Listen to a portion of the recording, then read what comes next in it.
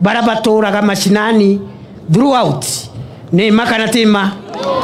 Si mnakuwa na mheshimiwa hapa kila siku, kila weekend yako area.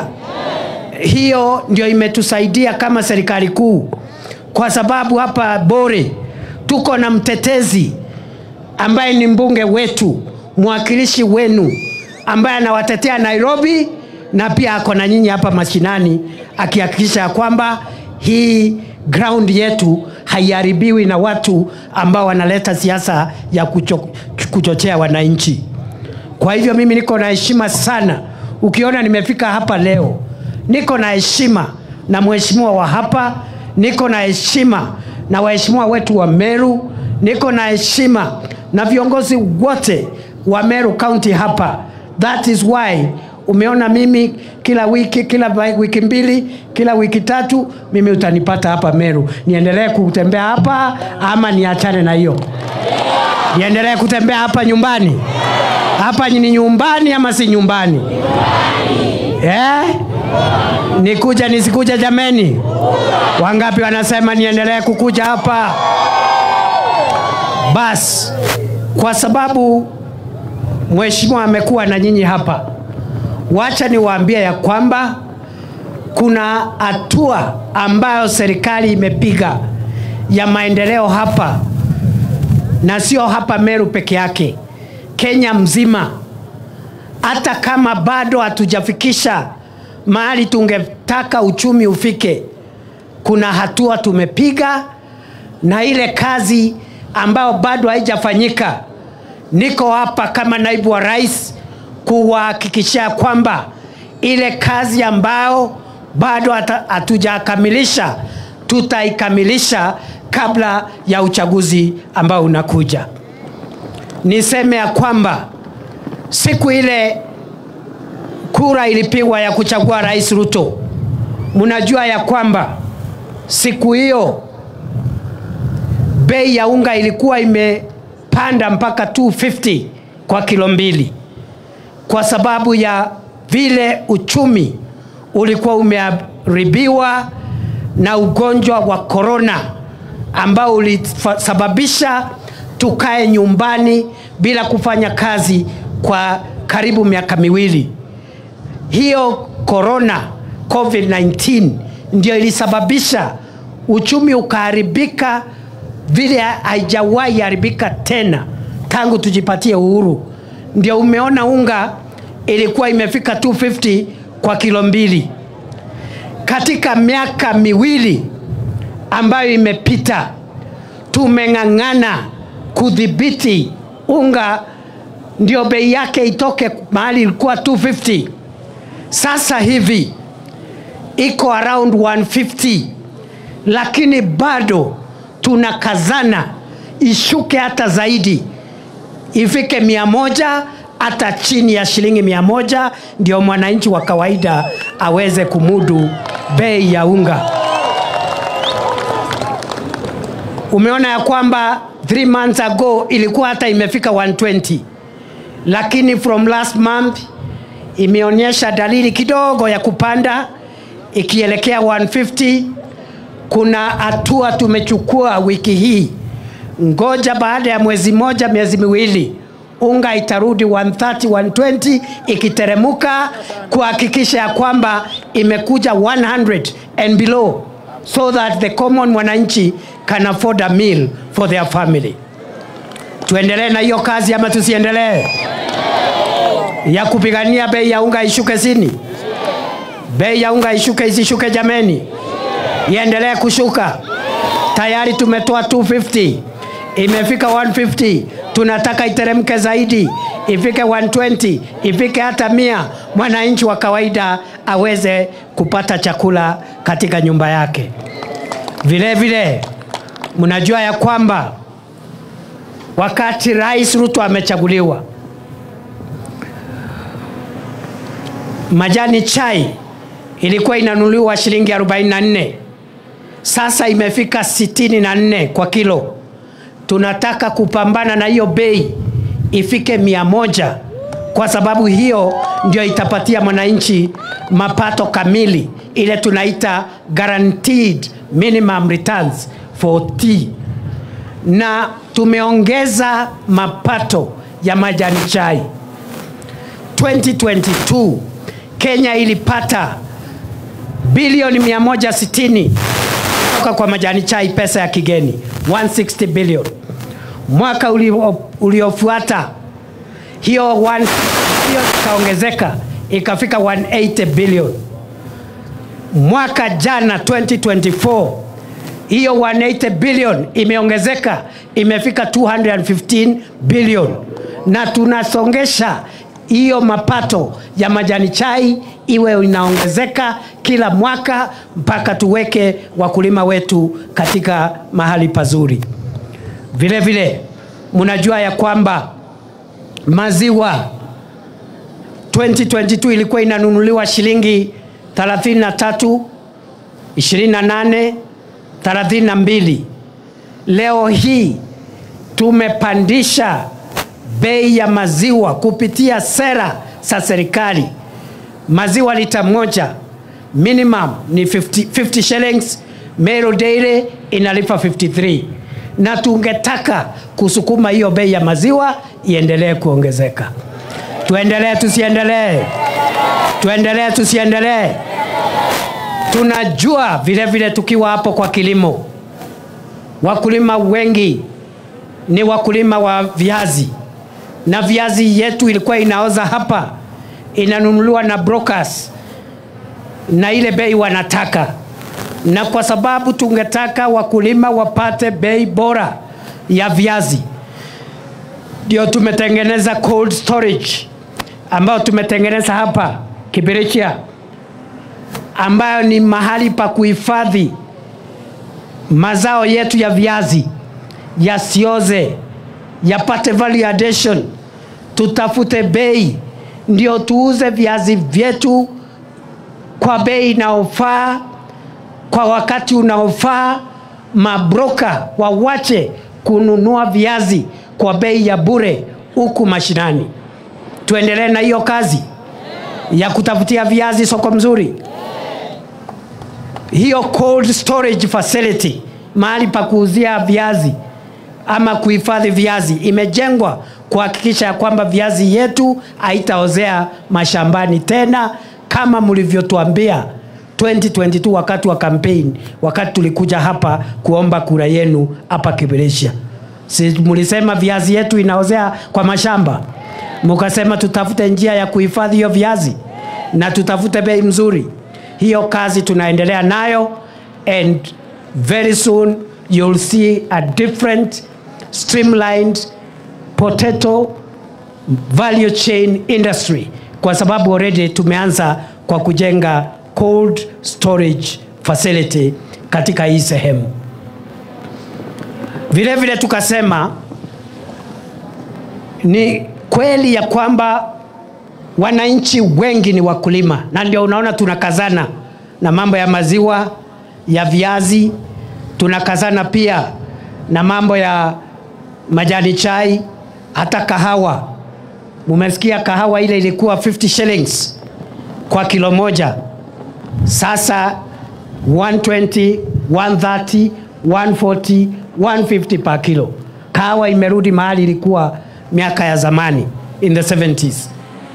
Na tunataka vyakula vyote ambavyo tunakuza viwe ni vyakula ama viwe na bei nzuri ambayo itawekea mwananchi pesa mfukoni, kwa sababu tulisema sisi watu ya bottom up economic transformation, tunaamini uchumi wetu hili ukue lazima tuipanue kutoka mashinani, tuweke pesa mfukoni kwa mwananchi kwanza kabla ya kufikiria wale watu ambao wako na pesa. Tuendelee na hiyo kazi jameni, ya kutengeneza kilimo, kutafutia nyinyi biashara nzuri. Bei yetu, mifugo yetu, maziwa yetu, majani chai, viazi na kahawa vipate bei nzuri. Hapa katika constituency ya Bore ndio tunajenga County Aggregation and Industrial Park ambayo itagharimu shilingi milioni 500 million.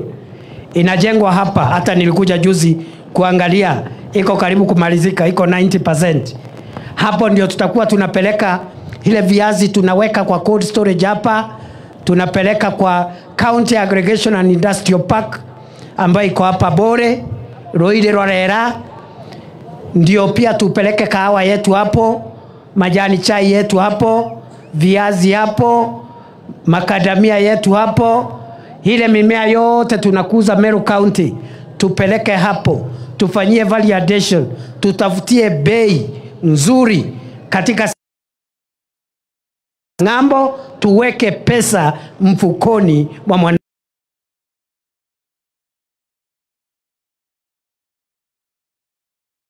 yetu ya Meru. It's almost complete. Actually, it's one of the KIPES ambazo ziko almost ready. We want by December tuwe tumeanza kutumia hiyo County Aggregation and Industrial Park, ambaye pia itaajiri vijana wetu wengi kutoka hapa Bore na vijana wa Meru ambao watafanya kazi katika hiyo KIPE ambayo tunajenga hapo Roire Rorera. Tukasema pia wananchi wengi huku mashinani wanajitafutia riziki kupitia biashara ndogo ndogo. Wengine ni wakulima, wale ambao sio wakulima ni wanabiashara wadogo wadogo.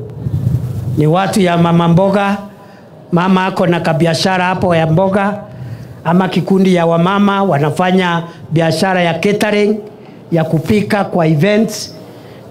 Vijana wengine hapa wamejipanga na biashara zao na talanta zao, kama hao vijana naona hapa. Tukasema kwa sababu kazi ni kazi, hakuna kazi mbaya, bora inakupatia mapato. Wale wakulima ambao ni wakulima wa mazao ya kilimo,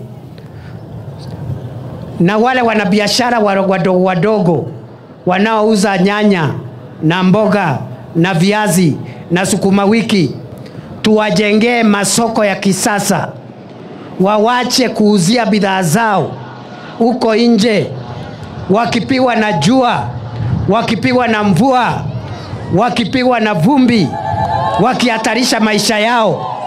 Tuwapatie akina mama wetu wanabiashara heshima, vijana wetu wanabiashara heshima, wazee wetu wanabiashara heshima. Hata kama biashara ni ndogo, kazi ni kazi. Ndio tumesema katika taifa letu la Kenya tunajenga masoko zaidi ya 400 katika kila sehemu ya Kenya. Na hapa Meru County masoko 17 yanajengwa hivi sasa. 17 fresh produce markets are being built at the moment in Meru County. Mengine tulienda kuangalia, iko soko Maua, iko Mutuate, iko Kianjae, iko Nchero, iko Mekindori, iko Kamachege, iko ingine tunataka kujenga pale Nkobo, iko Mwishone, iko hapa Gikumene, iko ingine Gakoromone, iko ingine Giaki, hapa Bore. Hapa Bore saa hii tunajenga soko ya Timao, na pia tunajenga soko ya Kirua, na hivi karibuni tutaanza kujenga soko ya Kiberechia na soko ya Roire. Tuendelee tusiendelee jameni? Tujengee wanabiashara wetu masoko, wapate mahali pazuri kufanyia biashara, waache kuuzia huko kwa vumbi, wakipigwa na mvua na kutatizwa na vumbi. Tuendelee jameni ama tusiendelee? Wangapi wanasema tuendelee na hiyo kazi ya mashoko? Na mjue wananchi wa Meru, katika hiyo masoko 400 tunajenga, mengine Nairobi, mengine Pwani, mengine Western, everywhere in Kenya. 17 markets are being built in Meru. 6 more markets here in Meru will start immediately in a short while. That will bring the total to 23. Lakini ile soko kubwa zaidi Kenya mzima itajengwa Meru Town pale Gakoromone. Kwa sababu wanabiashara wa area hii ya Meru, Isiolo, Tharaka Nithi, hata saa ingine wanatoka Nyeri. Soko ya Koromone si soko kubwa sana. Ile Gakoromone ndio itajengwa kwa pesa mingi zaidi katika Jamhuri ya Kenya, 800 million. Ile soko iko na pesa mingi ni 55 million, 73 million. Zile kubwa kubwa 300 million. There is no other market in Kenya being constructed equivalent to what we are doing in Gakoromone. 800 million. Rais alisema Wameru wajengee ile soko kubwa kwa sababu hiyo soko iko na watu wengi ambao wanaitumia. Si namna hiyo? Si umesikia maneno ya serikali hii? Kwa hivyo sisi tuko njiani kutimiza ahadi zetu. Nimesema hapa kwetu Buri, Mheshimiwa Rendekere amepigana soko ya Timau ikaanza kujengwa. Mheshimiwa Rendekere amepigana soko ya Kierua imeanza. Mheshimiwa Rendekere amepigana, tumempatia soko zingine 2 ya Kiberechia na ya Roide ambayo itaanza in a few weeks time. Rendekere aendelea siendelee? Rendekere aendelea siendelee? Aendelee kutetea watu wa Bore? Ama mnataka aanze kupiga serikali? Aunge mkono serikali ndio atafutie watu ya Bore maendeleo? Wangapi wanasema Rendekere afanye kazi na serikali? Nataka mnielewe ya kwamba hizo markets ni markets ama ni masoko ya kisasa. Kila soko iko na mahali pa kuuzia bidhaa. Kila soko iko na cold storage facility, barafu ya kuhifadhi nyanya, sukuma wiki, carrot ama zile bidhaa ambazo zinaweza haribika. Mama ambaye anafanya ile biashara ama mzee, kama vitu ile havitakuwa vimenunuliwa na kumekuwa jioni, kuna room katika ile soko ya kuhifadhi hiyo mazao, hiyo stock isiharibike. Auze leo, kesho kutwa, juma lijalo, mpaka siku ile hiyo stock itamalizika. Tuendelee na hiyo kazi. Pia kila soko iko na mahali, chumba maalum cha kina mama wetu kunyonyeshea watoto wao wadogo. Ndio mama akiwa kazini, mtoto amesikia njaa, aingie kwa hiyo lactation room, mother's room, anyonyeshe mtoto, arudi aendelee na biashara yake. Sio ni mzuri jameni? Sio ni mzuri jameni? Vile vile kwa vijana wetu ambao wana ujuzi wa mitandao, vijana ambao wanajua mambo ya internet, vijana oe, vijana oe, vijana oe.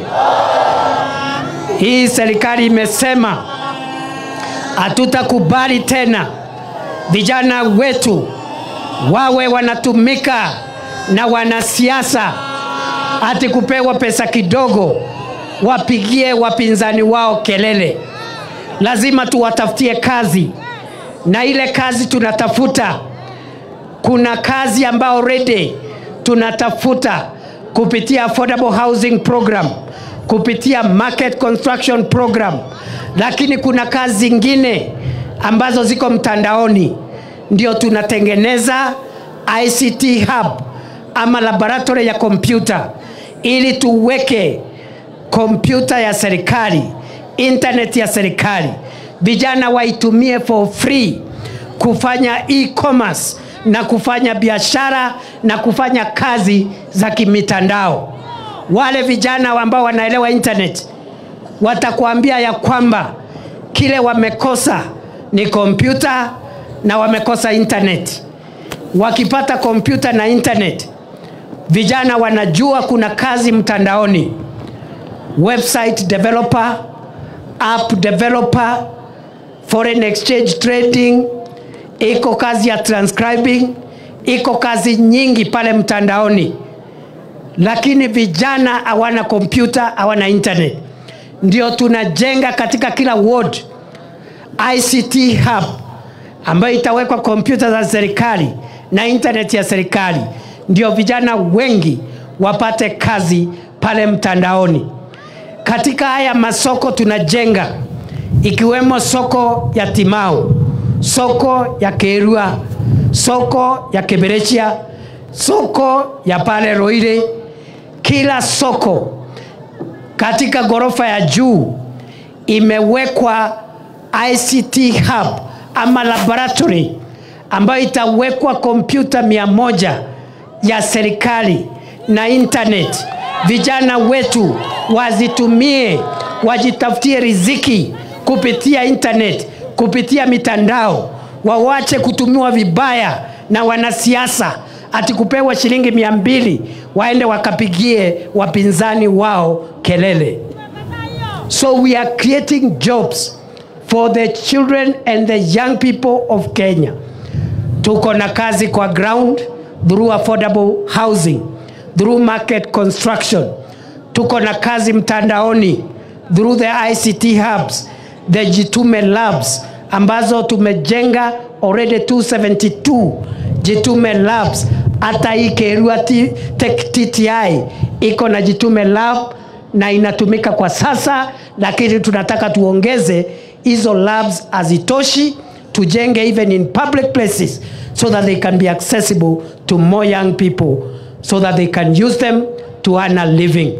Na mtandao, wewe kijana, mtandao usiwe ni mahali pa kwenda kutusi viongozi. Mtandao tumia kujitafutia pesa yako ndio ulishe familia yako. Ama namna gani namna gani wananchi? Mnakubaliana na mimi? Ama mnataka tutumie vijana kwa mambo ya bure ya siasa?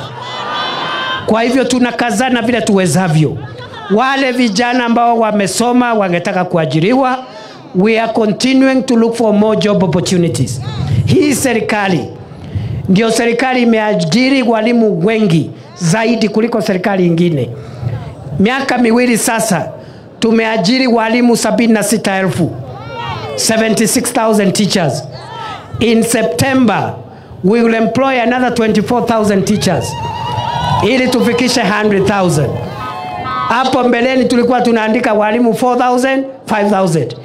In 2 years the Ruto administration has employed 76,000 teachers. In September another 24,000 teachers, total 100,000. Na target yetu tulikuwa tumesema ni 116,000 teachers by 2027. We are already almost meeting our target. We will meet the target and we will surpass it. Vile vile, si prison ilikuwa inaajiriwa juzi? Si mnajua prison ilikuwa inaajiriwa juzi? Na ule mkubwa wa prison mimi ndio nilipatia kazi, anaitwa Arandro, anatoka hii Bore hii. Sinemuti ya area hii. Ule mkubwa ya polisi yote, ya prison yote. Si mimi na Rais Ruto ndio tulimpatia hiyo kazi hapo, achunge wa Meru lakini pia achunge Kenya mzima. Ama namna gani jameni? Kwa hivyo tuko na program ya kuajiri vijana. Wale ambao watapata kazi nchi ya nje waende wafanye huko nje, there is no problem.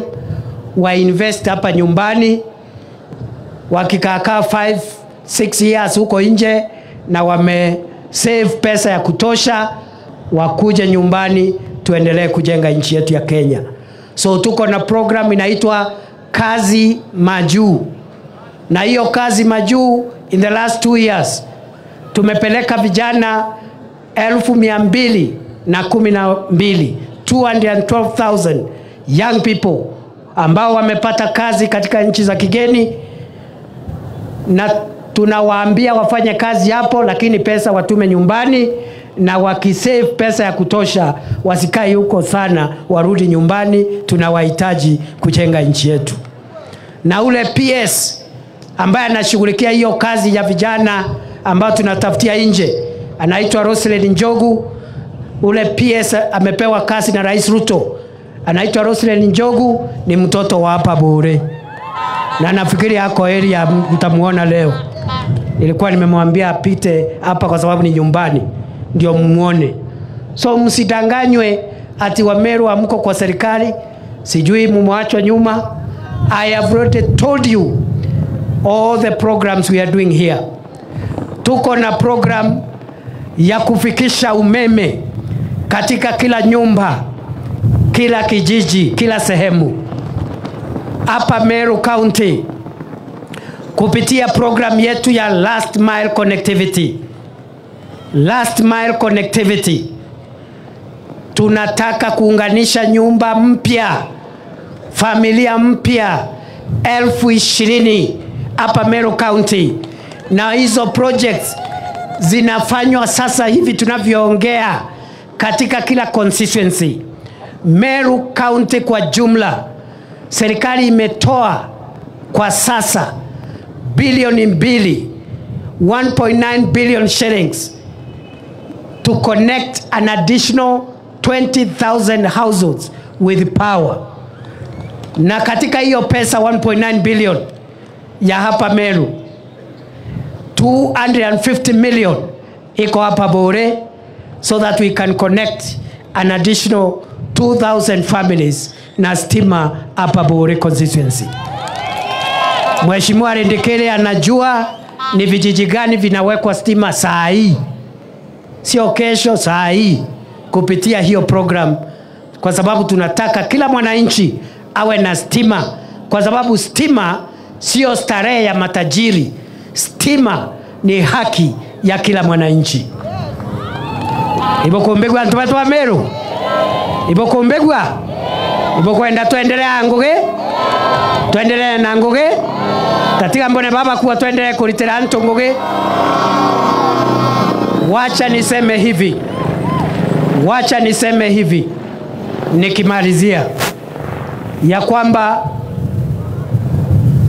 barabara zetu nyingi zilikuwa zimekwama kwa sababu uchumi ulikuwa mahali pabaya, lakini bila uchumi umeanza kuonyesha dalili ya kuimarika.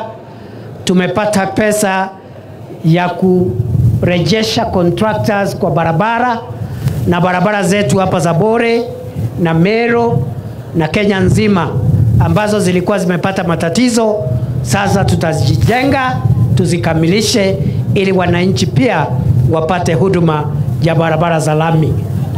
Nataka niseme nikimalizia, najua kuna ahadi bado sijatimiza. Nilikuwa nimepatia Mheshimiwa Rendekele wakati nilikuwa waziri wa usalama, niko maneno kidogo hapa na nitatimiza.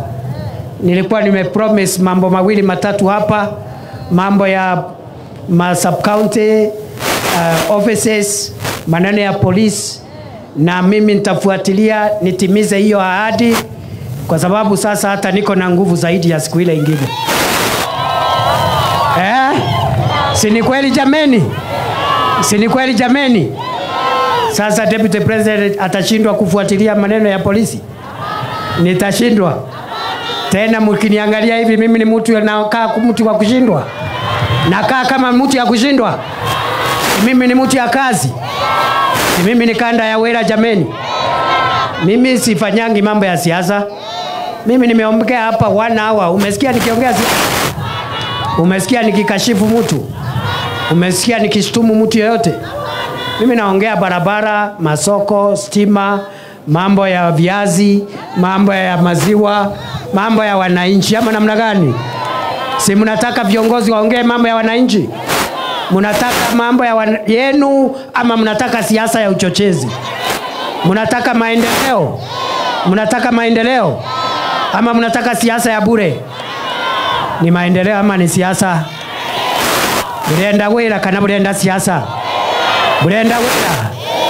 Wacha nione wale wanasema tuendelee na kazi jameni.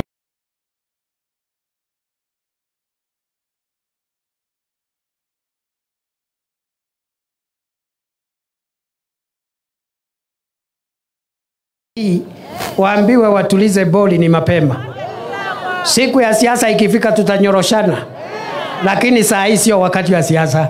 Saa hii ni wakati wa kuzukuma maneno ya barabara, masoko, empowerment ya wanabiashara, kwa sababu hao watu wametuzoea. Wamezoea wananchi, kutumia wananchi vibaya. Ati kazi ya mwananchi ni kuandamana kwa niaba ya kiongozi, wakitafutia kiongozi nafasi ya kuongoza.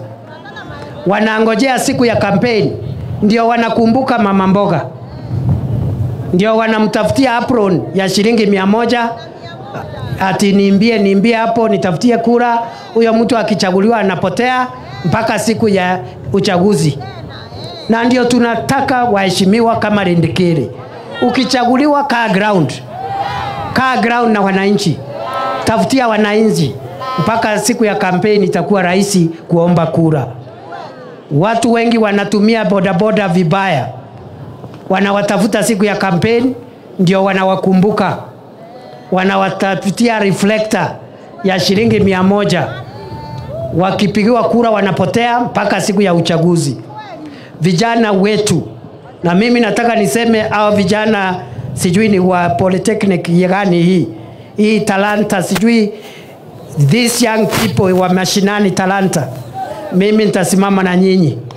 I will stand by you, I will support you. Na kuna watu wameshiba huko Nairobi wanasema we should not support young people, tusisupport ati akina mama, tusisupport vijana, ati tukiwa support tunawahonga.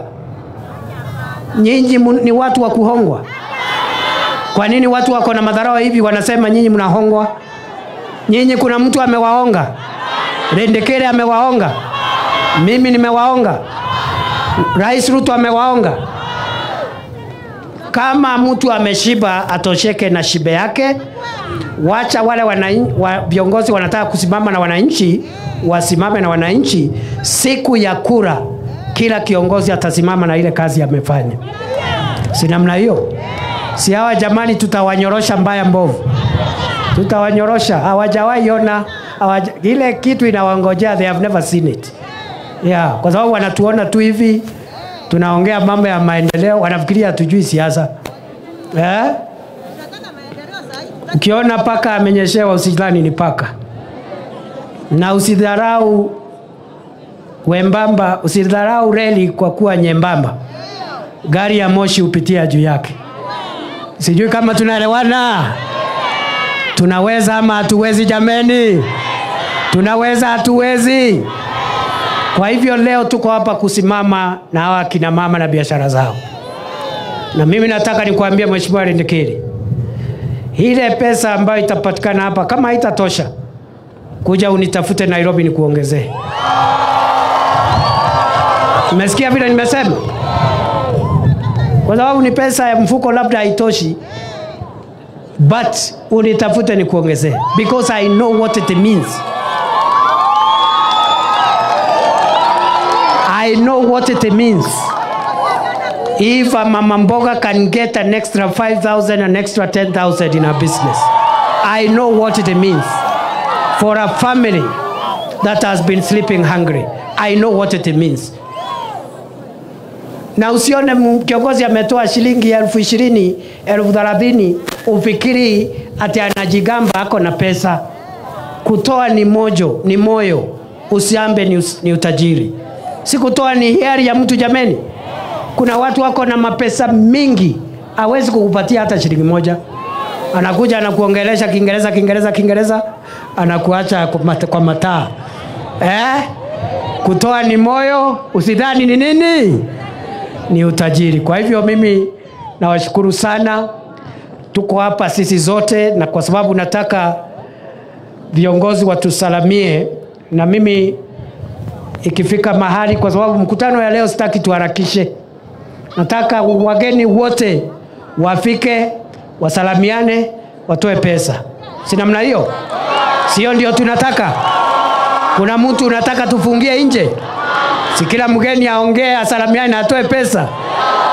Kwa hivyo, kwa sababu niko na program ingine kule Kisii na kule Kisumu, kwa sababu Kenya ni moja, na lazima nikikuja Meru pia niende Kisii. Iko makosa hapo? Si nikienda Meru alafu niende Kitui ni sawa? Si nikuja Meru alafu niende Turkana ni sawa? Nikikuja Meru niende Tharaka Nithi alafu niende Narok ni sawa?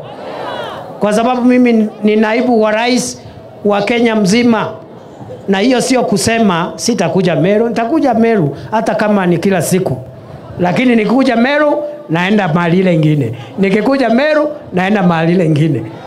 Si namna hiyo? Hao watu hawezani na sisi. We will deal with them from the ground, from the air, from the forest, from the desert. They will find us everywhere. Wengine walipatiwa kazi kubwa wakashindwa. Mtu unaanza kuchochea wananchi, sijui nini, sijui watu ya Kirema. Sasa watu yetu wako kila mahali. Watu yetu wako Rift Valley, wako Pwani, Wameru wengi wako Mombasa. Ukichochea ukabila, wale Wameru wako Mombasa, si watapata matatizo na majirani zao huko? Ni maka na temanto betu. Si mungetaka Kenya ikuwe na umoja jameni? Tuwe na taifa moja.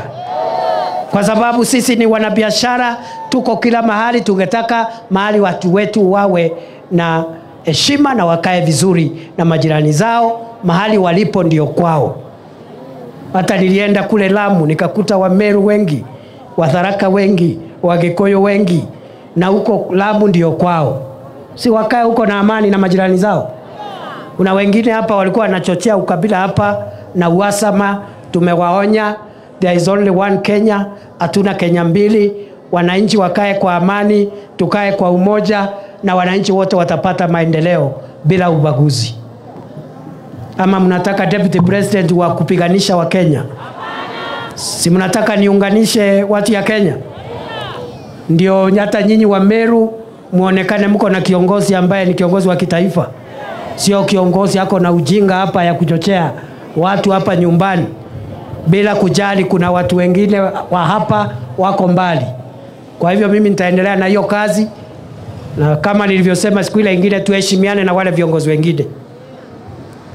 Niliona wengine waliyekuwa wameanza madharau, waambiwe sisi sio watu wa kuchezewa. Wakikuja na madharau watapata madharau, lakini wakituheshimu hata sisi tuwaheshimu, because we were brought up properly. Baotu yetu kuri Kemeru, we were brought up properly. We were brought up to respect everybody. Una respect wadosi, una respect hata wale wadogo, una respect mwananchi, una respect mwenye ako na mali, mwenye hayuko na mali, kwa sababu binadamu ni binadamu. So ule anataka heshima tutampea, lakini akituletea madharau tutaangaliana naye mbaya sana. Kwa hivyo mimi nawashukuru ngukena muno. Wakati nilikuwa nafika hapa, nimepigia rais simu, ako kule Homa Bay, na ameniambia anataka kukuja hapa Meru. Mnamkaribisha hapa Meru? Mungetaka rais atembea hapa Bore? Akuje hapa Meru? Akuje Meru? Na anzia hapa Bore? Wangapi wanasema rais amekaribishwa hapa? Ala? Si watu walikuwa wanasema nyinyi hamtaki rais akuje huku? Akuje asikuje jameni? Wacha nione wale wananituma kwa Rais William Ruto. So wakati niko hapa nimemwambia rais mimi naenda Kisii, lakini nitasimama pale Keberechia kusalamia watu yako ya Bori. Akaniambia ukifika wasalamie na uambie wakini invite mimi nakuja hapo. Na sasa na mmesikia mmesema akuje. Si namna hiyo? Pia ametuma watu yake. Fao nilimpigia asubuhi kama saa 1. Ametuma watu yake, wameniletea salamu yake, niko naye hapa. Ya kusupport hawa kina mama hawa. Ya kusupport hawa watu ambao wamesanyika hapa leo. Munataka rais atuunge mkono ama hamtaki msaada wa rais? Si rais asimame na sisi? Asimame na sisi. Asimame na wale walimpigia kura. Wale walisimama kwa foleni, kwa jua na mvua wakimpigia kura. Asimame nao. Awa boost biashara zao. Rais achange asichange? Rais William Ruto achange asichange? Kwa hivyo message yake ametuma, imefika hapa. Ni 15,000, 30,000, 100,000, 200,000, 300,000, 400,000, 500,000, 1.1, 2.2, 3 million! 3 million shillings. Wapi makofi ya rais? Nione makofi. Wapi makofi ya rais? Na mimi si mimi ni jirani yenu hapa, ni mmoja wenu. Kuna maana mimi nitoe? Si mimi niko nyumbani? Si mimi ni jirani? Ala, ndiuga muntu ale kwa hawa teritambesa. Nitoe nisitoe jameni? Hata mimi lazima nichange? Hata deputy president achange? Hakuna maneno ya kupatiwa kiti alafu unakaa hivyo hausaidii wananchi. Ala, hata mimi nichange? Nisimame na wananchi? Saa hii, sio kesho. Siwezi enda nirudi kesho. Nitoe saa hii. Wangapi wanasema deputy president achange? Mimi naona sina bahati leo. Lakini nimesalimu amri, nimekubali. Nimekubali. Rais ametoa hiyo, ametoa 3 million, itawachwa hapa saa hii. It is here. Hiyo pesa iko hapa. Na pia wacha nimsindikishe shilingi 5,000, 20,000, 1,300 ama namna gani? 1,300 inatosha? 1,400 inatosha? 2 million shillings.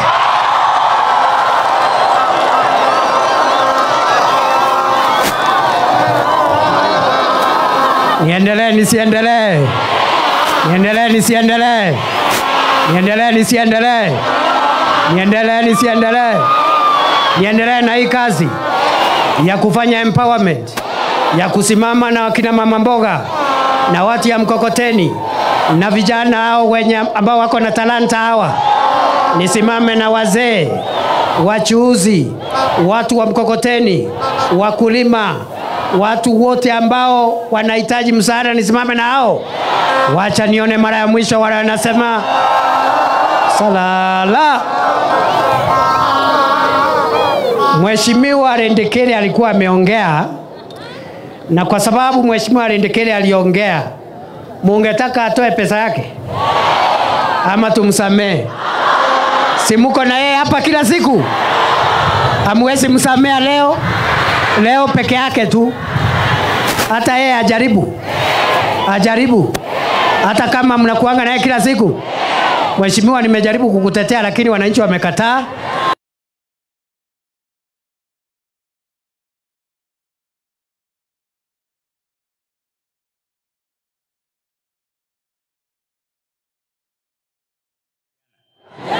Tulikubaliana wewe utaniset, lakini sawa. Pole.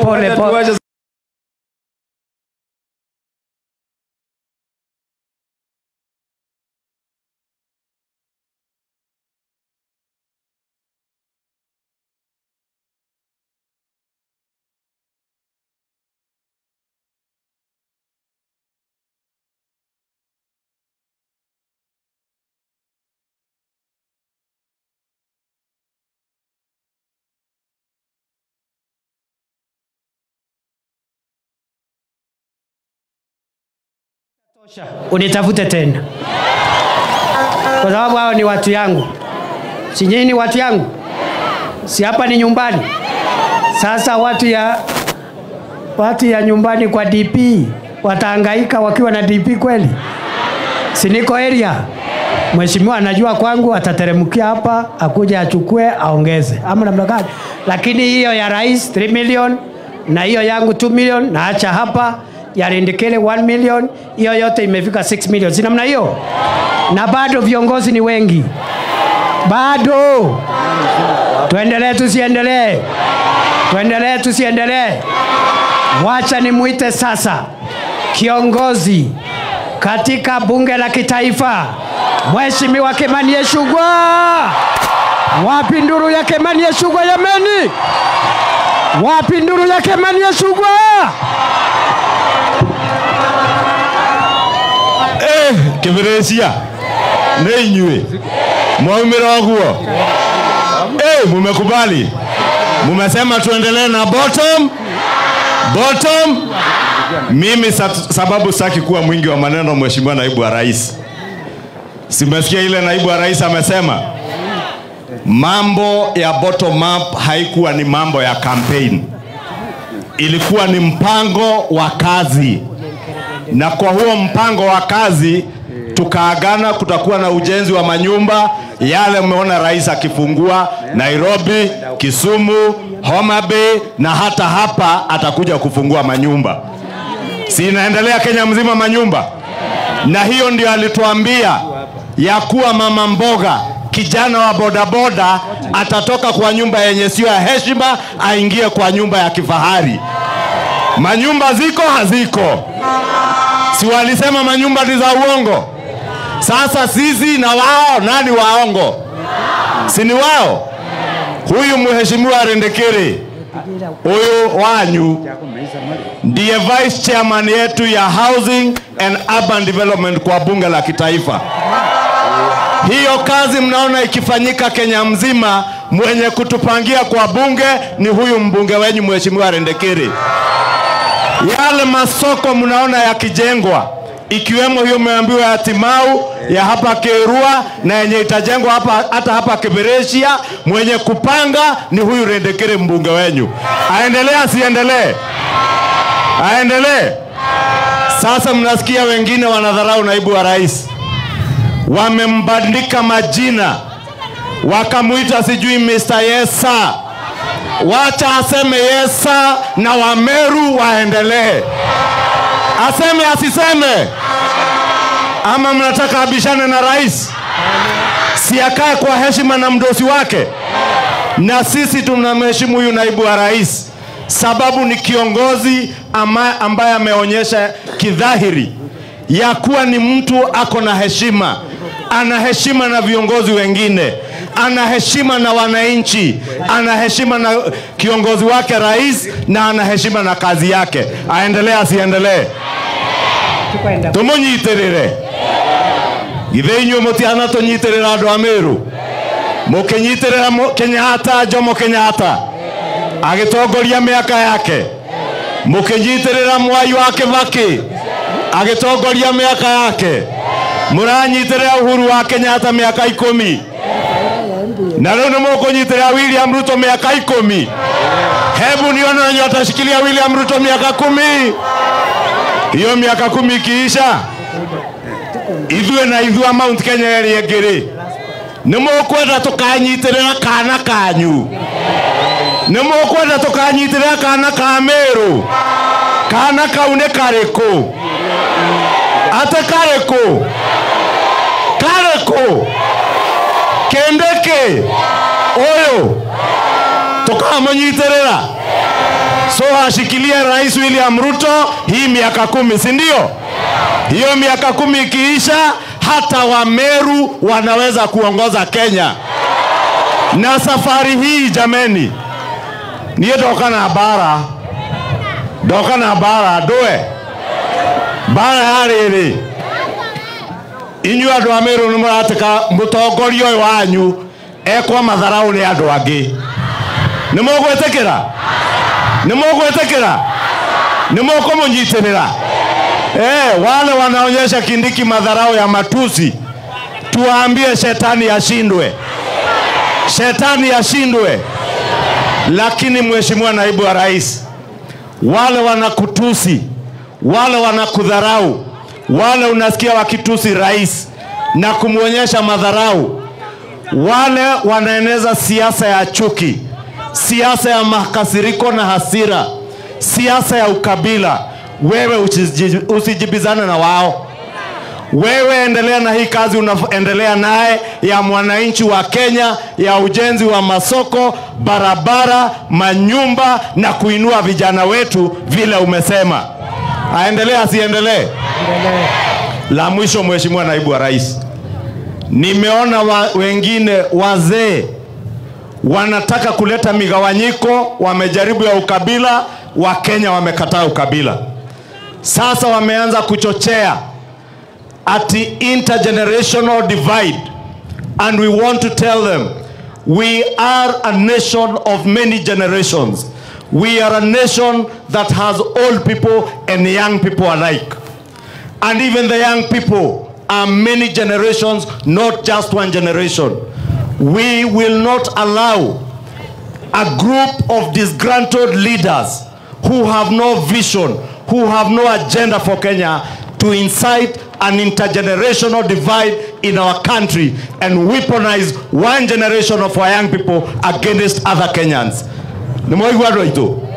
Kuri andu marageria ati kugayania andu, mageriria ukabila ukirema.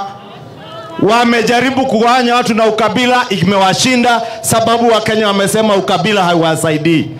Sasa wanajaribu kuchochea watu na umri na vyeo kwa generations zetu. Tunataka tuwaambie Kenya ni nchi ambayo iko na wazee, iko na vijana, na wasijaribu kutumia vijana wetu sababu wao hawana agenda kutumia vijana kuleta mambo ya vurugu Kenya. Neguo ndo itu. Neguo. Leo ginye haudute pesa ni muri haki yake. Achange asichange. Si ameongea vizuri. Simumsamee jameni. Si ameongea vizuri sana. Hakuna msamaha. Lazima achange. Hata akifanya nini? Kinyaka uga uu. Neguo mwauga. Dute magana meri. Matatu. Matano. Milioni mwe. Milioni mwe na nusu. 1.5 million. Wapi nduru ya Kimani Ichung'wah? Pigi ya Kimani Ichung'wah nduru jameni. Tuendelee tusiendelee. Tuendelee tusiendelee. I think tuetete bwega kanana hata. Ngoja mheshimiwa. Mheshimiwa unataka kuongeza pesa ama una maneno? Mheshimiwa sema kitu alafu tuendelee. Your Excellency. Yeah. Unajua mdosi si anataka kwenda. Si lazima niombe kidogo. Si ni ukawa nyumbani. Niombe ama nisiombe? Omba. Niombe. Omba. Sasa Your Excellency, kuna hii shule hapa. This is my school. Bwana Kimani alienda Alliance, mimi nikaenda Kibirishia Day Secondary School. Iko hapa. Kwa hivyo na iko Kibirishia Girls. Hii inaitwa Alaska, ile nyingine inaitwa California. Sasa iko shida kidogo hapa ya fence. Hii kama ile ya wasichana wetu tuko na shida na fence pale, na hata hii ya vijana tuko na shida. This is the fast growing market. Sasa tunahitaji security perimeter. Your Excellency, simukima piga makofi. Hapa juu tunaendelea kuongea Your Excellency na Meru University, na tuko na shamba iko hapa juu ambayo tunataka kujenga Bole University.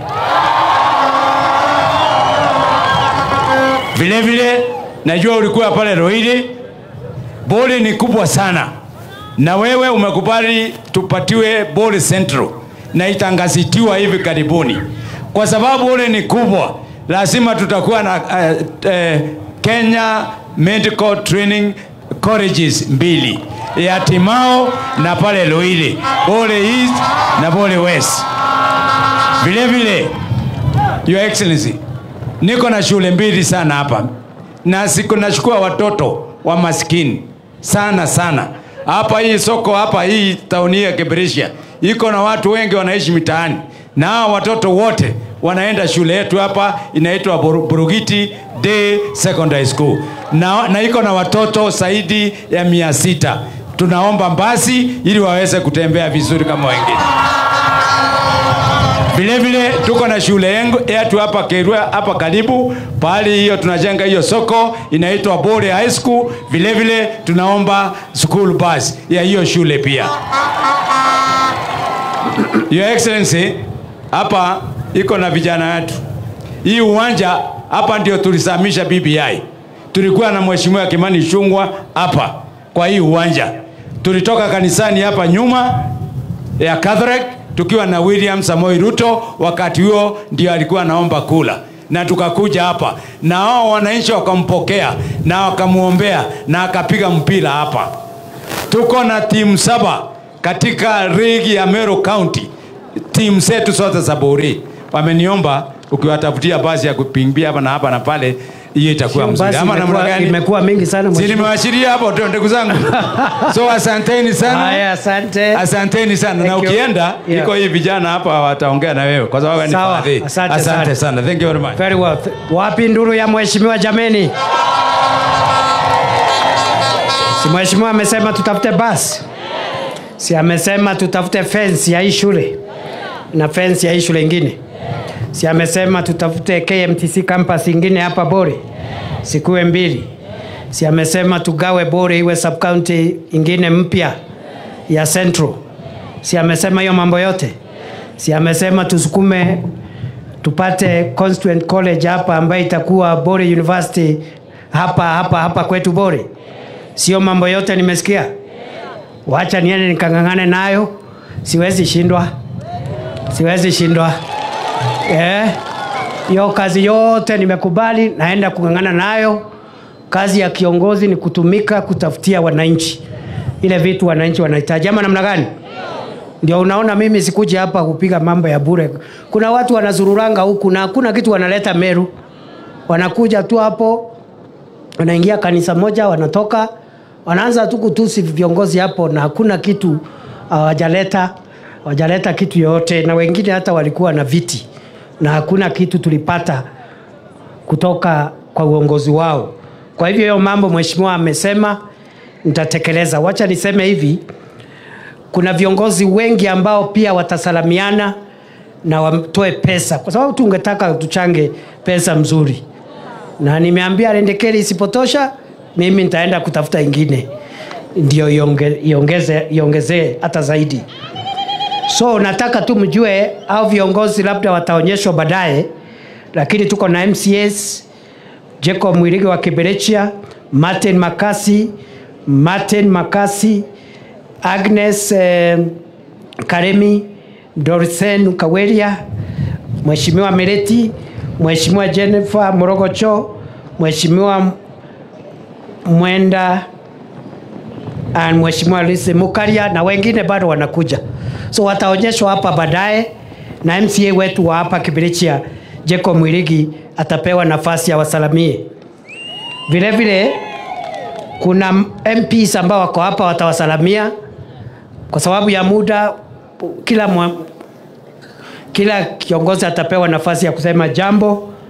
Mheshimiwa Kimani Ichung'wah ameongea, leader of majority, lakini wameongea pia na Mheshimiwa Rendekeri, lakini tuko na Mheshimiwa Shadrack Mweti wa Imenti South, Mheshimiwa Mporo wa Bore wa Tigania East,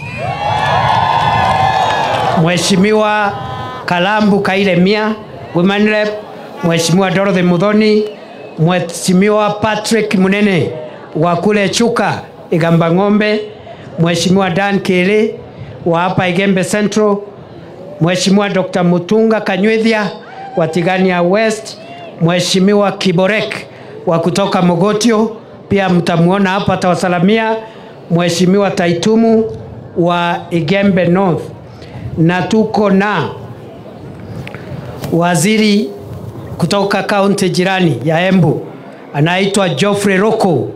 Pia utaona waziri Roko. Wapi nduru ya Mheshimiwa Roko, waziri wa utumishi wa umma? Baadaye pia deputy governor wetu hapa ako hapa Linda Kiome, na governor wetu Mutuma Ntwethinkia bado hako. Nataka sasa vile tutafanya ni hivi. Nataka sasa kwa dakika moja nimuite Governor Mutuma Ntwethinkia. Wapi nduru ya Mutuma Ntwethinkia jameni? Wapi salamu ya governor wetu jameni? Dakika 2 governor, salamu. Na ukisalamia watu dakika 2 utoe pesa. Achange asichange? Aongee aende ama achange? Wangapi wanasema governor salamiane alafu achange? Karibu governor. Asante Your Excellency. Itifaki zote zikifuatiliwa, Antobabori na Bakeberechia, Bwana Yesu asifiwe. Ibo weretu aboreta rimbecha. Ibo weretu Neu Antoba weretu bakaria babwe. Etiga mbone kedre ibo weretu aboreta rimbecha. Hata nami nimekuja ndio tuweze kuwainua maisha yenu wamama wa soko, wale ambao wako chini wainuliwe kifedha. Sio ni mzuri? Your Excellency, nikubali niite my DJ anaweza talimiana later unless you are you leaving? No. If you are not leaving, just nini tutamuita tu. Asante Your Excellency. Wapi nduru ya Linda Kiome DG wetu jameni? Atakuja asalamiane just now, ataitwa. Asante Your Excellency. Kitu ya kwanza nataka kuwakaribisha. Wewe sikukaribishi Meru sababu sasa tutakukaribishaje nyumbani? Ni sawa. Utakaribishwaje kwako? Ni sawa tu, mtu anaambiwa wangu karibu hata kama ni nyumbani. Karibu Your Excellency. Asante. Thank you. Na tumesema utakuwa ukitembea Meru, wewe unalala Meru, unaenda kwingine. Natoka hapa unalala Meru. Si anatoka Meru akienda kwingine? Ama namna gani? Ni wangapi wanasema Deputy President wetu akilala Meru awe anakuja Meru mara nyingi kuliko kwingine? Ni wangapi? Asante Your Excellency, yangu ni machache. Bore constituency, it's a very unique constituency kwa sababu Bore aina wa Bore peke yake, iko na Watigania, iko na Waimenti, iko na Waigembe, iko na Wakikuyu. This is a very unique community. Na watu wa Bore wanaishi kwa amani na ni watu wa bidii. Ukweli ama uongo? Kweli. Botora na dhiri tema? Tema. Na ushirikiano wangu gavana wa Meru Your Excellency na wabunge wale wako hapa, tukianzia na mheshimiwa Rindikere ambaye ni mzee wa kazi, Dr. Mutunga, mheshimiwa Mporo wa Bori, mheshimiwa Kilimangoshine John Paul, TJ na wale wengine ndani Kili, umeleta amani na zote Your Excellency tunaona matunda ya amani. Kama hakuna amani Your Excellency, haungependa kuleta wageni wale ambao umeleta hapa Meru kutuletea pesa za kuinua maisha yetu. Amani si ni muhimu?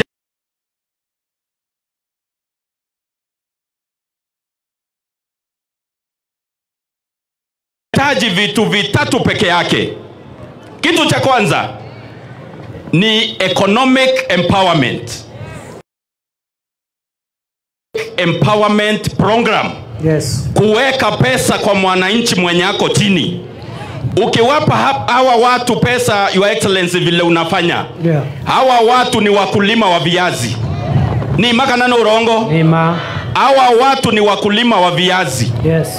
Orende umewaletea pesa ya kununua mbegu, certified seed ya viazi. Kitu cha pili chenye wanahitaji Your Excellency, na tunajua uko na uwezo pamoja na serikali yako na His Excellency the President, ni maji. Munahitaji maji.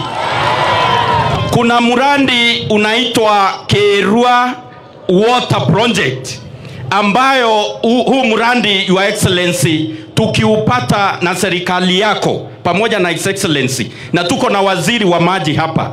Hata siku ingine nilimpigia simu viongozi wa huo murandi wakiwa wamenitembelea, nipigie serikali yako simu. Huo murandi ni murandi ambao unahitaji 500 million ndio upee Keberechi ya maji, upee Keiruanari maji, upee Ruirerwarera maji, walime viazi, wawe matajiri kwa sababu wewe umewaletea pesa ya kununua mbegu. Yes. Totezwe na murandi huyu aroeloi. Ibana bakwa totezwe nabwe. Meandomba ukaraya kankuromba nteto ite na mwananchi. Wamekuwa ni sawa. Sie na mwananchi? Kitu cha pili Your Excellency ni mambo ya hospitali. Sibitari yetu kinyakethera yeyanda involved function, lakini ile pesa tunapata Your Excellency ni kindogo hata tukiamua kufanya bindi namna gani. Bando speed ni iko chini ya kuhakikisha watu wetu wanapata afya nzuri. Keberechi ya level 4 ni level 4 na rietwa nontu ite na machine ya CT scan, ite na machine ira cia kuthima bwega, ite na wondi cia kwandimiti ya corona ekoro, ite na wondi cia twana, ite na intobibi inge birabi kwendekana. Mukoro yo no wethairare mumero na yura yoreta partners bakuma na rangambo noe mwene akoroba ubareta interview bya ko muno manto ya health na agriculture tomorombe your excellency tutethie na CT scan kabisa kinya ya 64 lines kabisa munene na cibitari ito yetwa ekoroba na akoroba bakunda tumithea kenda tutegeta na ara mutindwa na ito kumenya no kumba mugoro yo ate kumba katwarie na keoe ibo kwenda ukuma State House mwaka 2032 kanyere kainagwa no mwene yetekeka ke komererwa mata na atu amero to achunwa ke nte kuona yakato corona kinge Kenya na Kenya nema barabange batwera ne amero borabona bena mubango ya yoyo gokeria nto beto. Your Excellency, nataka kumalizia nikisema ya kwamba hii stadium yetu ambayo tunaita kiani kya Kanu no kuona ora kirio riote na oti ukumira kiani neki munene twiki reference sawa ndakasi yetu siye empowered tukiidentify iye wa bia vijana na tutashukuru Your Excellency. Ya pili sasa hii simuombi na waomba nyinyi. Hiyo ni ya 4. Lakini sawa gavana.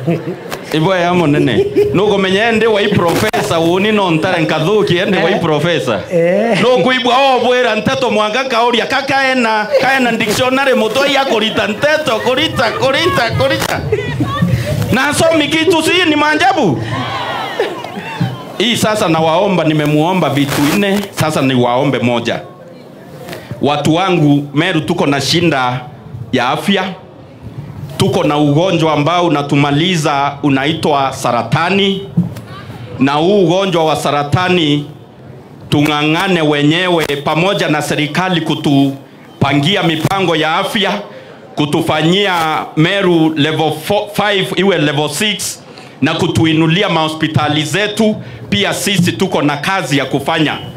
Uwe mwekuru kana mukuru kana kijana we nanguge ya kuciandikithia kiri mubango yua ukaria yua policy kana yua insurance ya afya iwitwa SHA.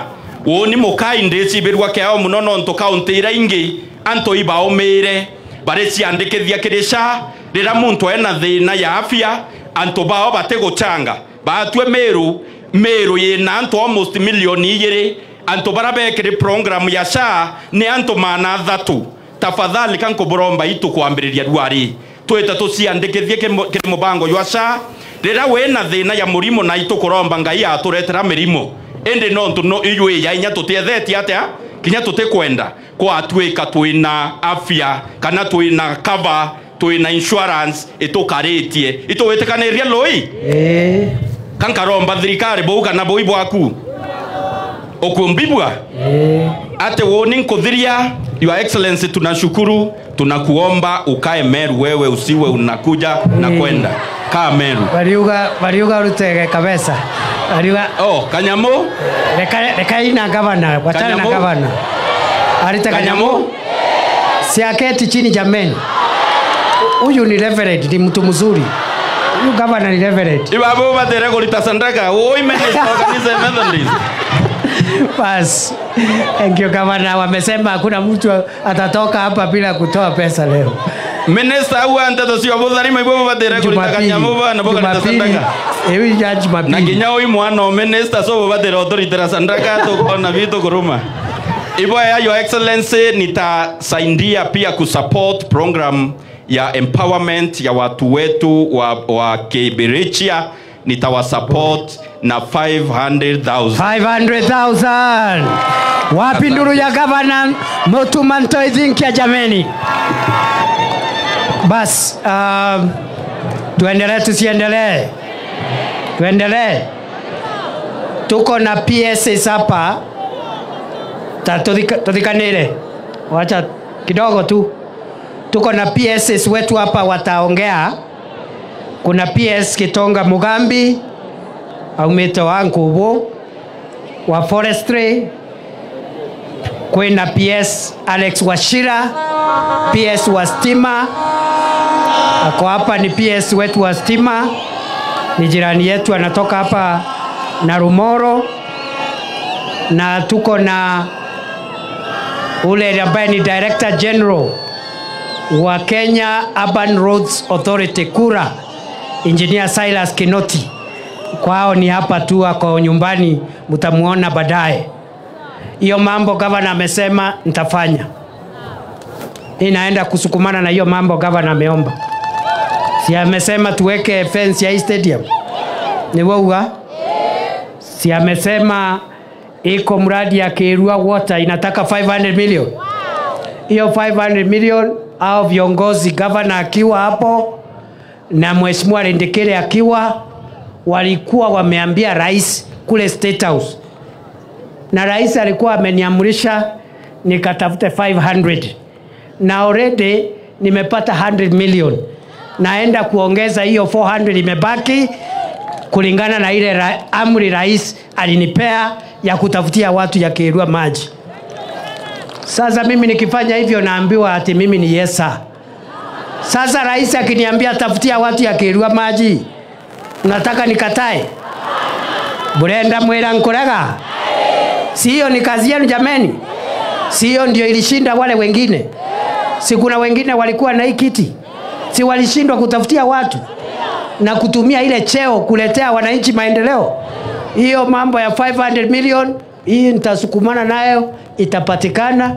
Hiyo maji isaidie watu ya sehemu hii, Kiberechi ya Kirua mpaka Ruire Rorera. Tuendelee tusiendelee? Alafu kwena waziri onge umetemero imbwerire, twina waziri Roko kuma Embu, na twina waziri Engineer Eric Muga wa kuma Maua area wao. Wapi makofi ya engineer waziri Muga? Ya mwisho, senator wetu yuko na sisi. Ibuje senator Meru? Ibuje senator Meru? Eta wata Kadhuri Muronge? Ibuje senator Meru? Ako mbali kidogo, lakini ametumana mwakilishi wa senator ako hapa, na mchango ya senator nafikiri itakuja kupitia mwakilishi wake. Tuendelee na hiyo kazi. Tufanye kazi pamoja kama viongozi wenu.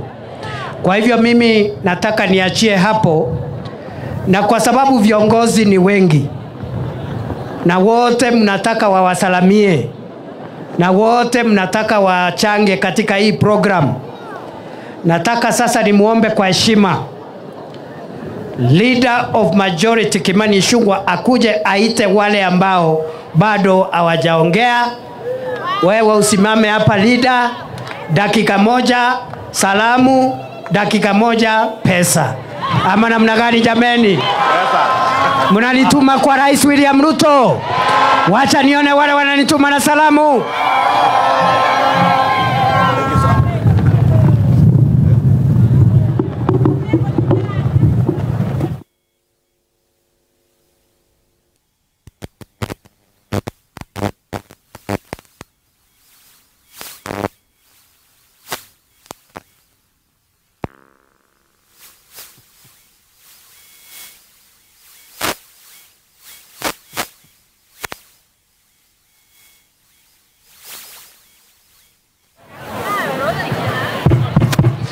Pole pole, ni mtu alikuwa amekanyanga wae hapa. Ado akiberesia, tuendelee tusiendelee? Mumeshukuru Deputy President Kithure Kindiki? Tumpigie makofi naibu wa rais. Mumesema aendelee na hii kazi, adhie na mbele. Na mmesikia tuko na Deputy President Kithure Kindiki ni wa hapa Meru, si ndio? Tuko na waziri Eric ni wa hapa Meru, si ndio? Tuko na mawaziri wengine 7 kwa hii serikali ya William Ruto na Kithure Kindiki. PSS tuko na ma-PS 15 wakiwemo Roslyn ambaye ni wa hapa Meru, Mugambi ambaye ni wa hapa, na Kiremi, si ni wote ni wa hapa. 15 principal secretaries. Nimesikia naibu wa rais ametuambia Arandu, commissioner wa prisons ni wa hapa, si ndio? Tuko na engineer Silas Kinoti, DG wa Kura ni wa hapa, si ndio? Na tuko na wengine wengi ambao wako kwa hii serikali. Ino thirikari ni itu kanzi itu andu aitu. Tuikane eno. Tumegitire. Sasa nataka tusikie wageni. Nataka nianze na kijana ambaye ametoka mbali kidogo, rafiki ya mheshimiwa Rendekere, anaitwa Ruben Kiborek, mbunge kutoka Baringo huko Mogotio. Kuja dakika moja usalimiane. Tumkaribisha kwa makofi mheshimiwa Kiborek. Aya. Salala. Acha nitoe kofia. Mugeni kaire. Hawa ni nyinyi. Allah. Na mko wengi. Hii ni constituency mzima wamekuja hapa. Juu mnapenda naibu ya rais.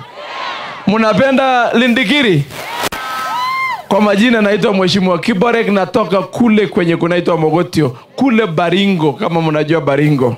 Nimekuja sababu huyu mheshimiwa wenu Lindikiri, huyu ni baba wangu. Mimi wakati nilichaguliwa, baba wangu wako na nywele yote ya white kama Lindikiri. Wakati nilifika bunge nikaona nywele white, nikasema ndio hii kama baba yangu, na nikashikilia kuwe baba yangu kule bunge. Na ni mtu mchapakazi, ni mzee wa bidii, mzee mwenye ako na msimamo kama reli, apenduki atingiki, na sisi wote ndio tumefika hapa kwa hiyo heshima. Ukiona hawa wajumbe wamefika hapa kama naibu ya rais, kama unafikiri ni rais, wewe andaleta wawili wakuja hapa. Ni kazi kubwa sana. Tumekuja sababu ya heshima tuko naye na mheshimiwa Lindikiri. Ya pili, tumekuja sababu tuna believe kwa ile agenda ya bottom up na kusaidia watu ya chini kwenda juu. Na tuna believe kwa kuempower kina mama na vijana wetu. Na tuna believe kwa Kenya moja kama mtu ya Baringo na mtu ya kule hapa Buri na mtu ya Moranga na mtu ya Kenya ile ingine. Tunaamini ya kwamba sisi wote ni wa Kenya moja na lazima tukutanishe Kenya ikuwe moja. Nikimalizia ni kwamba sisi ambaye tunaamini ya kwamba hii Kenya yetu lazima itembee ikiwa kitu moja. Kuna wale watu wengine tukiwaambia agenda ni gani, wanasema agenda ni Kasongo. Tunaambia barabara mtaundaje, barabara sijui ni kitu one time. Tukimuuliza stima itafikishwa bandi fulani, hawana plan. Mambo ya SHA mko na agenda gani, hawana agenda. We want to tell them, as we don't believe in terms, we believe in transforming this country, either in 1 week, in 3 weeks, in 10 years or whatever years. We are not obsessed with terms, because you are called to serve, and when you are called to serve, it doesn't matter how many days you lead. You should show what you have done in 2 weeks, 3 weeks. Lakini hao wenyewe wali serve quarter term, mwenye alingangana sana ni half term, and all of them they have nothing to show apart from bitterness na uchungu na matusi. Tunataka tuwaambie watulize boli, waache pressure. Pressure itawaua. Baada hatujaanza siasa, tutawakaranga wale kama njugu karanga. Wanatuona wale walituona usiku. Baada hatujaanza siasa, wacha tu deal na empowerment, tuunde barabara, soko, barabara, tulainishe SHA, tuunde manyumba, masoko. Bwana Ijungwa, wale unaweza deal na wewe peke yako. Lakini jumini mti yako ya mkono, nitakusaidia kukaranga wale wakora. Asanteni sana. Hakuna kutoroka, si ndio? Ni kuongea na airtime. Haya, ametuongezea 100,000. Tumipigie makofi mheshimiwa. Peana pale. Si namna hiyo? Sasa tumkaribisha jirani wetu mwingine ambaye ndiye chairman wetu wa kilimo kwa bunge la kitaifa, Dr. Mutunga. Tumpigie makofi Daktari Mutunga. Najua watu wa Kiberesia ni watu wa viazi, si ndio? Antumakirisha. Bwana Yesu asifiwe. Bwana Yesu asifiwe. Wewe bega mkona kulitankobia no ndarutarankobia. Ibabu mheshimiwa kabisa, nyinyi wangwana kabisa, mmefanya kazi mzuri kufika hapa vile mmefika. Mheshimiwa naibu wa rais, Mheshimiwa Kimani Ichung'wah pia ambaye ni mkubwa wa bunge, the majority leader wetu, na waheshimiwa wote na mawaziri walioko hapa na wananchi wote, ninawaheshimu kwa siku ya leo. Mimi nataka kusema jambo moja tu. Jambo la kwanza ni kwamba binadamu alipewa miguu miwili ndivyo aweze kukimbia zaidi. Si ndio? Akapewa mikono miwili ndivyo aweze kufanya kazi zaidi. Ama namna gani? Akapewa mdomo mmoja ndio aongee maneno machache sana. Lakini Kenya hii kuna wengine kazi yao ni mdomo wa asubuhi, jioni, usiku, kila wakati ni mdomo. Na ule mdomo hautusaidii. Jameni, mnataka tuendelee na mambo ya midomo ama kazi kama hii? Brenda turutangwe muromo kana turutangwe ateithia antu betu. Ibo kwenda tokeria ikundi, ibo kwenda tokeria youth yetu, ibo kwenda toka thoko, ibo kwenda toka nyama chukuru. Ainya kuiriga utoka tothithio. Lakini ambo ile makosa ya moyo yetu. Sisi kama wananchi tunasahau sana. Shule ikijengwa tunasahau shule ilijengwa na fulani tunamsahau. Watu wa mdomo wanakuja wanapanguza kazi mzuri kama hiyo, wanaacha yule mtu ile kama Rendekiri ambaye ni mheshimiwa mashuhuri kabisa, amejikakamua kwa kazi, amefanya kazi nyingi, tunasahau kazi yake. Tunasahau kazi ya mheshimiwa kama Deputy President amesimama hapa akatuelezea kazi nyingi ile amefanya. Tunasahau kazi ya serikali. Tunasahau kazi ya mheshimiwa rais ambaye anakimbia kila mahali akifanya kazi kwa sababu ya mdomo mmoja. Tafadhali, antu wetu tuatuge muromo. Bado tukaitangwe. Tukawatana na antu wetu waitangwe. Tukarika na baraba itango genja. Ainya uri utendika na loi. Kana kenuka kumarutero ara utendika na ndende airu adobura atiri antu ba muromo sisi hatuna kazi na hao. Hatuna uhusiano na hao. That is number 2. Ya mwisho. Turi hao. Mbeyere woni nonto de muchore wa Rendekiri. Ni rafiki yangu wa siku nyingi. Na tukiwa na sherehe kama hii Rendekiri anakuwa pale in person atumani. Temu ndoma ya uroi. Kongijo eko karoke mika Rendekiri. Number 2. Nimekuja kwa sababu mkubwa wangu huyu ambaye alichangia kwa kukubwa mimi kuwa chairman wa kilimo alikuwa anakuja hapa. Nikamwambia nitakuja kumzindikisha. Ama namna gani? Kanani atia? La 3 nilikuja kwa sababu nyinyi ni watu wa maana sana. Kanani atia antu betu? Nende turi au itangwira tu inio kenda tukahitenia atutethia antu betu. Tukaya kulwa ninguira chiti ni antu bainge turetora mantu amromo yangura mantu amega. Kanani atia lui? Ibo kwenda tukaria thirikari. Ibo kwenda tukaria thirikari. Ivana wakwenda tukaria thirikari ukirenja reguru. Thank you very much. Kuba akaria mheshimiwa rais, ndio? Ivana wakaria mheshimiwa rais. Wakaria Rendekiri. Ivana wakaria Rendekiri. Kenda wakaria thikaru na wakaria mheshimiwa rais wakaria Rendekiri undi amona baubwe. Utuko na muthenya bombe tangeta atia. Na Mwenyezi Mungu afanye nini?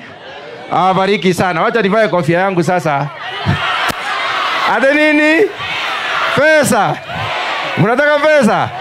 Nipatie mheshimiwa Kimani Ichung'wah. Pesa kidogo ama mingi? Hiyo imetosha? Sio imetosha mheshimiwa? Haijatosha? Nitafuta ingine kidogo. Mheshimiwa acha nikuongezee ingine kidogo. Sio imetosha? Hii rudi. Hata ili upatie.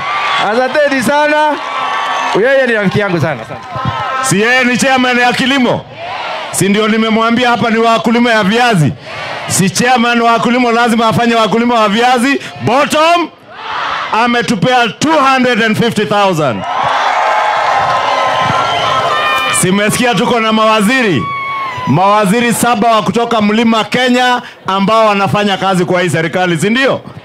Kwanza tuanze na kijana wetu waziri wa hapa nyumbani, waziri engineer, daktari, ni engineer sio daktari, engineer Eric.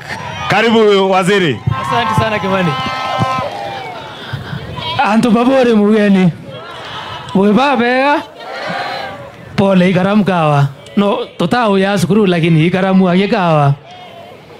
Mimi leo nimefika hapa na niseme nishukuru sana.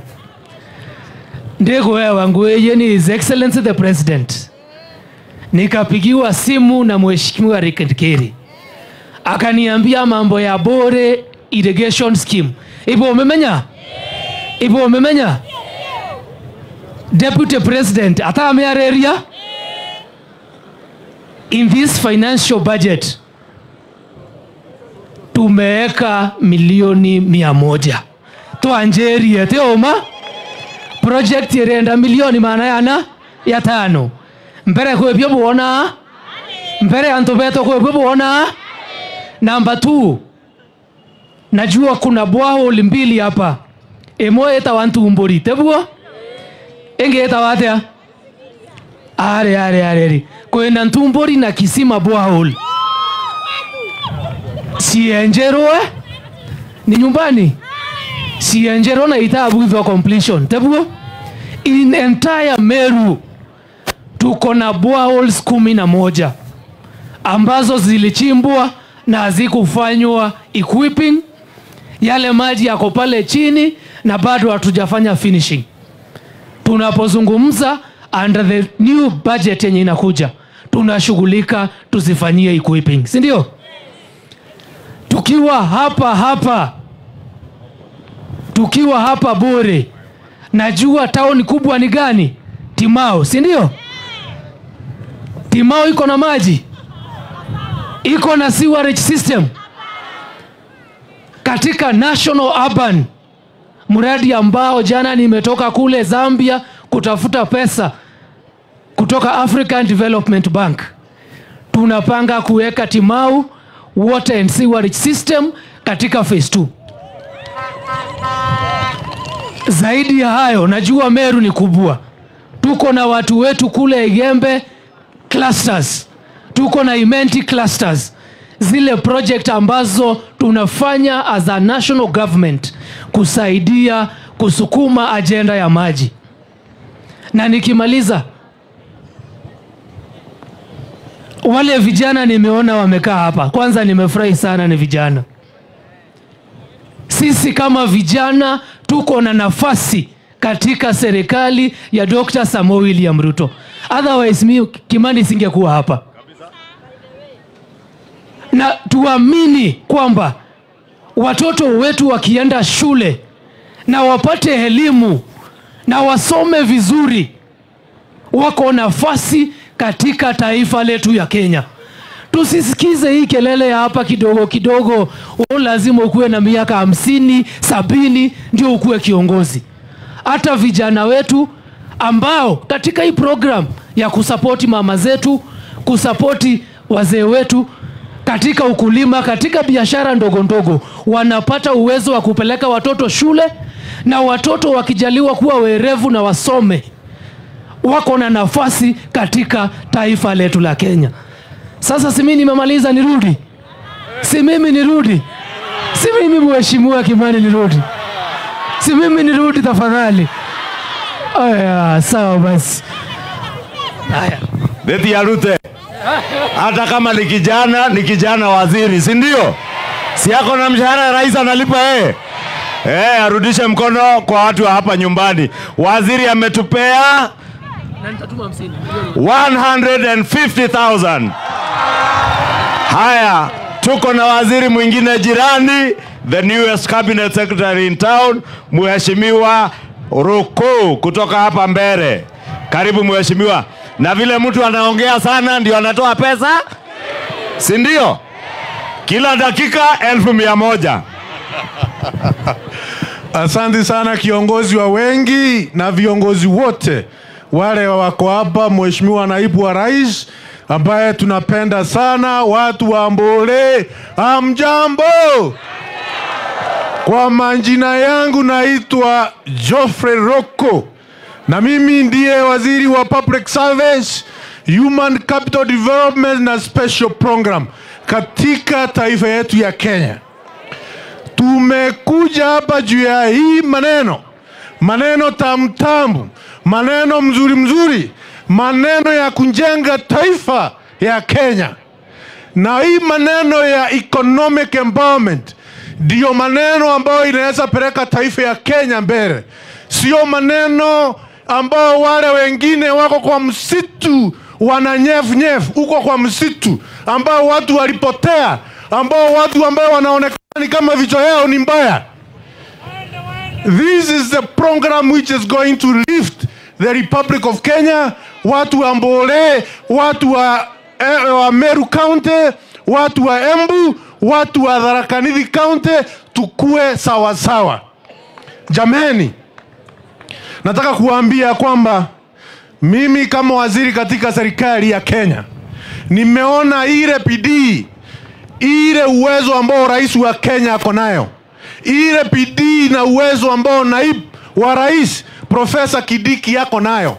Na tushukuru Mungu sana kwa kuwa na viongozi ambao wanajua kuweka Kenya mbele.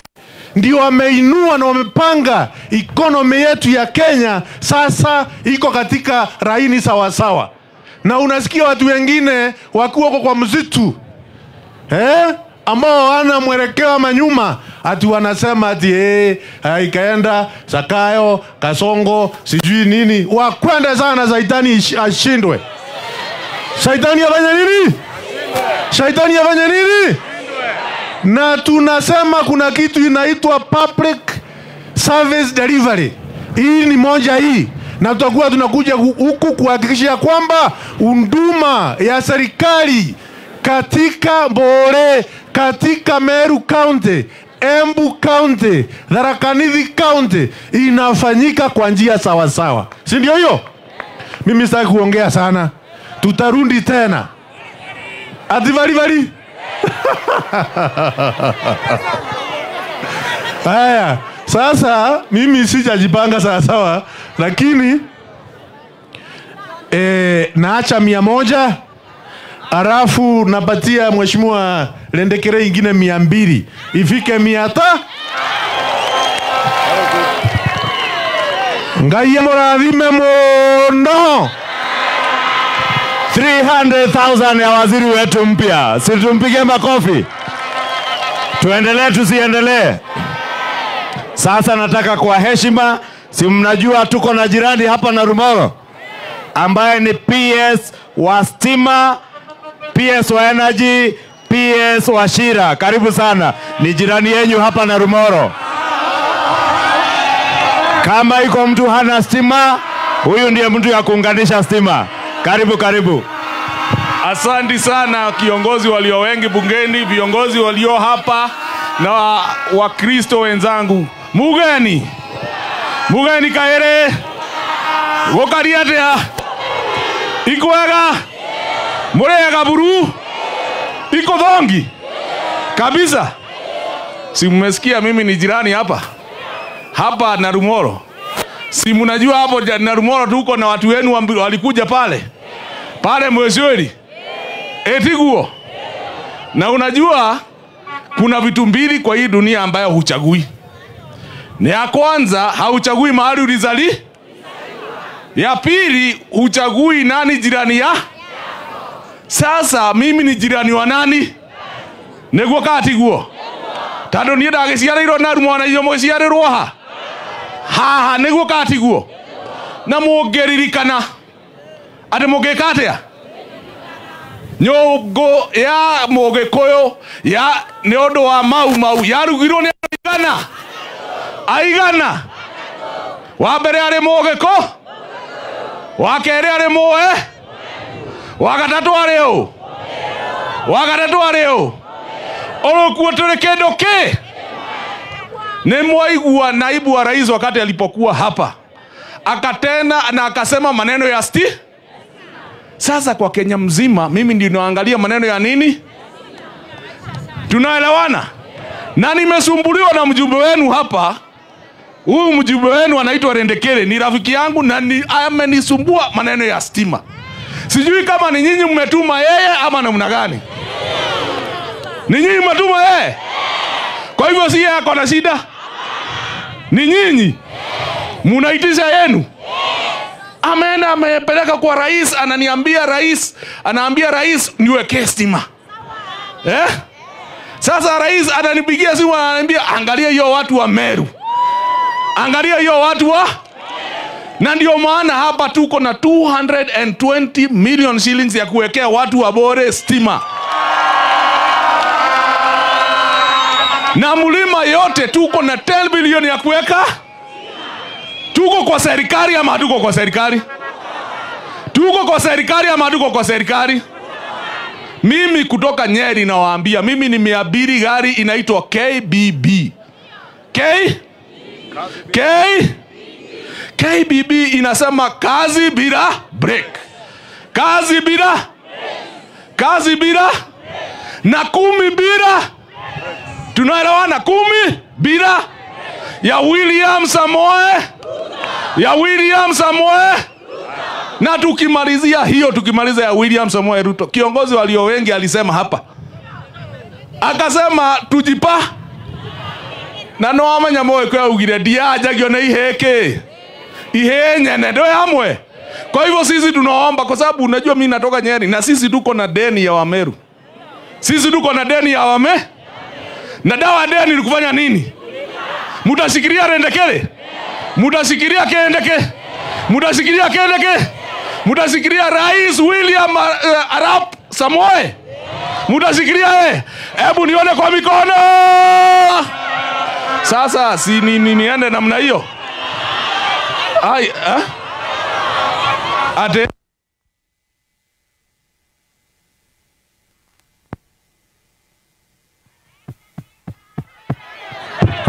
saa yake ya kuongea imeisha, si ndio? Mtu wako na mwili kama hii, si yako na pesa, atoe asitoe, si huyu anakaa pesa rehekedo. Haya, sasa ya kwanza ile natoa ni ya jirani, ni kijana wa hapa kwenu, rafiki yangu anaitwa Francis Njogu, amenituma na 1,000 ngapi? Na kutoka hapo ako na dada yake ambaye ni PS wa diaspora, na mtolea kwa sababu yeye aliitwa na rais kule, kulikuwa na visiting president. Yeye amenituma na 1,000 ngapi? Hiyo ni ngapi? 600. Kuna mheshimiwa hapa chini kidogo, jirani yenu, etako Mwagi wao. Asa timwagwairia. Mwagi Kiojore. Eti jirani Laikipia East 1,100. Haya, nikatumwa na PS wa correctional services etako Salome Mohia. Na agiriga na ke? Dato mwone PS wa farafara na agiriga na reu etako Joseph Mbogua. Na agiriga na reu sio dhene milioni emwe. Thegio muno wa Mungu awabariki. Haya, tumpigie Wachira makofi. Si ametoa kutoshana na maneno yake. Na tunashukuru PS wetu Roslyn Njogu, si hapa, na ndugu yake Francis Njogu ambaye ni mfanyi biashara. Sasa tusalimiwe na mama wetu wa county, Mama Kailemia. Tumshangilie Mama Kailemia. Si ni mama wa nguvu. Asante, karibu. Asante kana bosi yangu. Bwana Yesu asifiwe.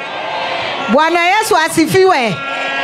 Rware ande njeri nonto bakwethero atwe na muthaka wetu deputy president na nya majority mbosi yakwa nka behave ambera nkaria muno kana teu ende nonto bagutuma CS wetu Roje duwa mantu Roje jareretwe muno mantu jo project indererwe na ndeta nda report ende karaka nini kakebereche we murandi joreo ori nkareta pipe karibuni na ibujende mami anu kaane atia ibompendete ende bombonia na njara kadai wandete president wetu ito uno baba wetu orazira nini wa taifa na nwetu amumbombe tu amuthingatira iro tukona mantu na ambiru antu bau bange be nau kiorage gato ngomba ira kunywa Roje metho akiura kweri na nde tu bau bange metho jabiura ende batu no monka tuitanguge turungami na president wetu Ruto cheni ukona ngana otongo kinya ende manto jeranka adithia ntomi president yetu aki ikyo nkuwa ito mwende no to nato endete iki atomi atomete